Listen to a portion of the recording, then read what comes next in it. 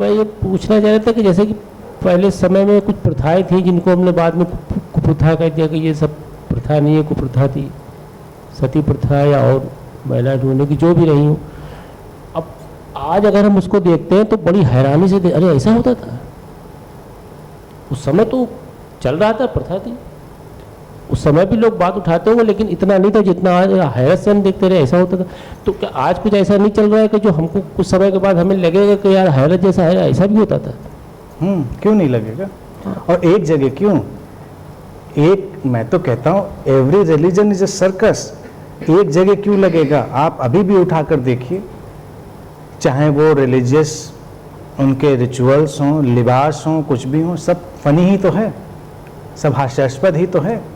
लगेगा एक जनरेशन के बाद जब लोग बहुत समझदार होंगे, जब बच्चे इंटेलिजेंट होंगे, अवेकन्ड होंगे, और मैं तो पूरी होप करता हूँ एक दिन वो मुक्त होंगे इस सब बंधनों से, उस दिन सब हंसेंगे, उनको लगेगा ये सब क्या था, हम क्या करते थे, ये सब क्या चीज़ें हुआ करती थी, है सब फनी है।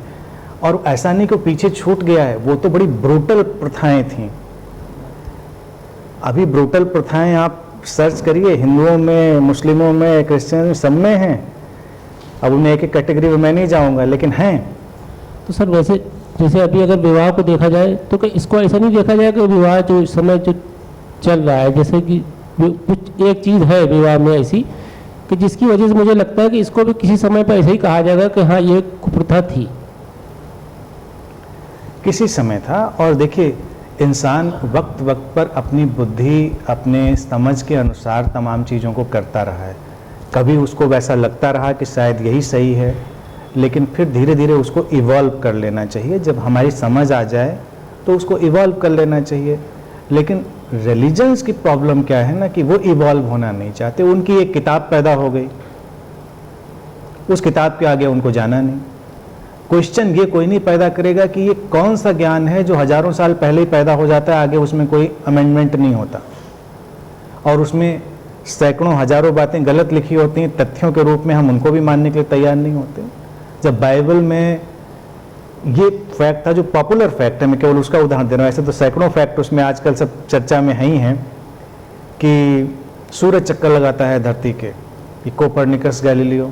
अब बाइबल में तो लिखा था कि नहीं, बाइबल में लिखा यही कि सूरज चक्कर लगाता है। अब ये आ गए साहब कोपरनिकस गैलीलियो कह रहे नहीं कि धरती चक्कर लगाती है। अब धरती पे तो हम लोग थे, यानी कि वो जो लोग थे, अभी बात उनके अगेंस्ट चली गई, वो मानने को तैयार। ऐसा कैसे हो सकता है, मेरी बाइबल गलत हो सकती है? तो उन लोगों को बाकायदा टॉर्चर किया गया, बाकायदा परेशान किया गया। आप देखिए, आप कम से कम साइंटिस्ट को टॉर्चर करने का इशू तो आगे जा चुका है, उतना नहीं होता है, लेकिन और माइनर इशूज़ पे अभी भी बहुत प्रताड़ना और बहुत सारी चीज़ें चलती रहती हैं। तो समाज इवॉल्व हो रहा है, लेकिन फिर क्या है, फंडामेंटलिज्म पीछे से आकर ग्रिप लेता है, क्योंकि लोग उसको अभी इवॉल्व होने नहीं देना चाहते। उनके अपने वेस्टेड इंटरेस्ट बहुत सारे हैं। और मेरा एक ही कहना है कि अगर ये लोग क्लेम करते, मुझे तो कई सर्वधर्म सम्मेलन में बुलाते थे लोग, फिर बुलाना बंद कर दिया। मैं जाता था, फिर कंफ्यूज हो जाते थे, इनको बुलाएं किधर से। पहले बुलाए हिंदुओं की तरफ से, तो मैं जाके बोल दिया भाई मुझे तो कोई टॉपिक भी नहीं चाहिए रहता है, और मुझे टॉपिक देते भी नहीं थे। टॉपिक होता था, कहते सर आप बोल दीजिएगा, हमने बोल दिया। फिर मेरे बोलने की टोन से उनको लगा होगा कि नहीं, ये तो कुछ बुद्धिस्ट स्कॉलर वाली बात हो गई, इन्होंने एग्जिस्टेंशियलिज्म और ये सब अनंतता और शून्यवाद, इसका मतलब कुछ टच ले लिया। तो अगली बार उन्होंने मुझको बौद्ध प्रतिनिधि की तरह से बुला लिया। मैं कुछ कहता नहीं था कि मुझे कोई प्रतिनिधित्व तो मत दीजिए, तो वहाँ कार्ड में छप गया कि जो बुद्धिस्ट लीडर, उसके हैसियत से हमें बुला लिया। तीसरी बार उसमें कोई लीडर नहीं दिया, कि बस बुला लिया, की नोट एड्रेस। तो हमने जाके तब भी बोल दिया। तब वो और ज़्यादा कॉम्प्लिकेटेड हो गया, क्योंकि जब हमको कोई उन्होंने एक कलर दे दिया तो हमने थोड़ा कलर का ऑनर करते हुए बात रख दी। जब हमको कोई कलर नहीं दिया तो उन्होंने पूरी आज़ादी दे दी। फिर चौथी बार से उन्होंने नमस्कार कर लिया, बुलाना बंद कर दिया। उन्होंने कहा कि आपको बुलाना, इस सर्वधर्म सम्मेलन तो एकता तो आएगी नहीं, पता नहीं और क्या आ जाएगा। मेरा हमेशा क्वेश्चन एक ही होता था कि भाई जब सब लोग खड़े होके आप यही चिल्ला रहे हैं कि ये साइंटिफिक है, बहुत वैज्ञानिक है, तो साइंस तो अलग अलग नहीं होती। साइंस के ढर्रे और रंग ढंग तो अलग नहीं होते, फार्मूले और सब अलग नहीं होते, तो आप लोग इतना अलग अलग क्या, एक ऐसी व्यवस्था क्यों नहीं हो सकती जहाँ पर जो है सत्य शाश्वत है तो है, उसमें भेद क्या है, इतने अंतर क्यों हैं? तो ये आपके माइंड का गेम है, ये केवल आपके माइंड में है कि ये ऐसा है और मान्यता पर खड़ा है, तो उसका तो फिर इटर्नल वैल्यू नहीं रह गई। तो आज एक जनरेशन का बहुत फॉर्चुनेट और बहुत खुशी का ये वक्त है जिसमें हम लोग रह रहे हैं। एक जनरेशन बहुत छोटी सी हालांकि धारा है, लेकिन वो इन सबसे मुक्त हो रही है। वो बच्चे आगे बड़े होंगे और एक दिन वो मैं उम्मीद करता हूँ कि और बड़ी संख्या होगी, तब वो इन सब चीज़ों पर हंस पाएंगे कि ऐसा भी हुआ करता था, लोग ऐसे ऐसे भी जीते थे। तो चलेगा, ऐसे ही चलेगा, अभी तो ऐसे ही चलेगा, लेकिन उम्मीद पूरी है। थोड़ा अगर उसमें जैसे अभी उनको कुछ, अगर किसी को, जैसे मुझे ऐसा लगता है कि हाँ, अगर जैसे विवाह होता है तो उसमें दो लोग इधर के उधर के निकाह के टाइम भी आते हैं लोग, तो वो अपना एक गार्ड बांध देते हैं कि हमारे सामने ऐसा हुआ, कभी कुछ ज़रूरत पड़ेगी तो हम हाजिर हो जाएंगे। तो इसी विवाह में मुझे ऐसा लगा कि वो बंधन होता है जब फेरे लिए जाते हैं।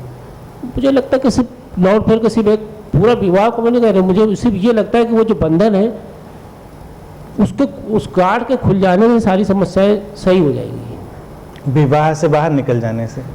हाँ। सिर्फ उस गांठ के खुलने से। कौन सी गांठ? जैसे गांठ होती है कि मतलब उसका वो बंधन है कि हम बंद गए। वो तो दिमाग में है ना गांठ। हाँ, कहीं बाहर भी लगाते हैं? बाहर नहीं, समाज पूरा लगाता है ना। नहीं, वो सब हिंदुओं में तो फेरे डालते समय लगाते हैं। हाँ। बाकियों में क्या करते हैं मुझे नहीं पता। वो भी वैसे ही करते हैं, वो अपना तरीका उनका, उनके अपनी गांठ के तरीके। हाँ, वो गांठ है, वो लगता है यही गांठ सही प्रॉब्लम है। और 7 में 6 लग जाए तब भी दिक्कत है फेरों में। वो मानेंगे, कहते हैं 7 के 8 हो जाए तब ओवरडोज हो जाती है। ओवरडोज हो जाएगी। बड़ा कैलकुलेटेड चलता है। एक्चुअली में सब माइंड गेम है ना, और लोगों को साथ रहना है।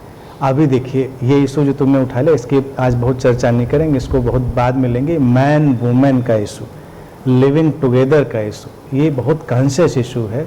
और इनलाइटेंड सोसाइटी में एक इनलाइटेंड लिविंग, कॉन्शियस लिविंग, सचेतन हम अपने निर्णय से साथ में रहते, ये सब तो कानूनी सपोर्ट मिलता है, केवल समाज से कानूनी सपोर्ट मिलता है।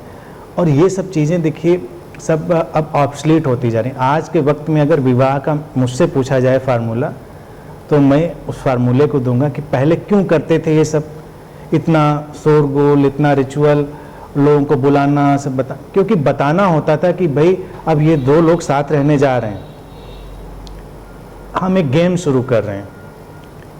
मैन वुमेन कभी भी मोनोगेमस बाई नेचर नहीं, यानी कि एक के साथ रहे, ये नहीं है। लेकिन इवोल्यूशन में ये चुनाव मनुष्य के पास है, उसका इवोल्यूशन है, उसी से फैमिली सिस्टम आया। अब ये गेम जब हमने एक्सेप्ट किया तो गेम के रूल हैं, क्रिकेट का अपना रूल है, फुटबॉल का अपना रूल है, तो मैरिज के अपने रूल हैं। तो वो हमने समाज ने रूल बना लिए, तो रूल को फॉलो करिए। अगर गेम खेल रहा है तो नियम से खेलिए, नहीं खेलना है तो नियम मत मानिए। तो फिर आप गिल्ली डंडा, कबड्डी, जो भी आपके, लेकिन जिस गेम में पढ़ेंगे उसके अपने नियम होंगे। यही तो है ना भाई, हर गेम के अपने अपने नियम हैं। आप फुटबॉल क्रिकेट के नियम से नहीं खेल सकते, गिल्ली डंडा भी आप फुटबॉल के नियम से नहीं खेल सकते। तो हर गेम का अपना नियम है। तो मैरिज का अपना नियम है, वो सोसाइटी के अपने एक्सेप्टेंस से पैदा हुआ था। आज के वक्त में मेरा सजेशन ये है कि जो जनरेशन अब मैरिज करने जा रही है, कानूनी सपोर्ट उनको ले लेना चाहिए, इसलिए क्योंकि कानूनी झंझटें तमाम होती हैं। कानूनी मैं समझ सकता हूँ, राइट्स और फंडामेंटल और फाइनेंस और सब जुड़ा होता है उसमें।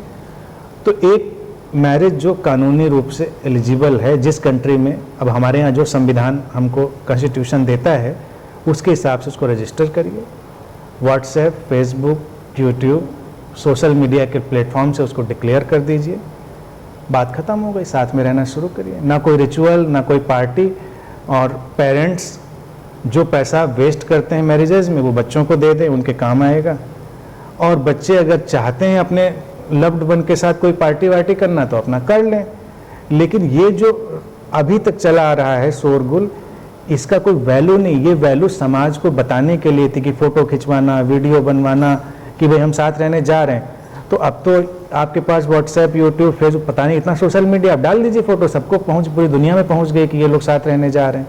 तो वो सब झंझट ख़त्म, मनी का वेस्टेज ख़त्म, और आपका करेज भी आ गया तो नए ढंग से नई नई चीज़ों को हमको सीखना चाहिए, करना चाहिए।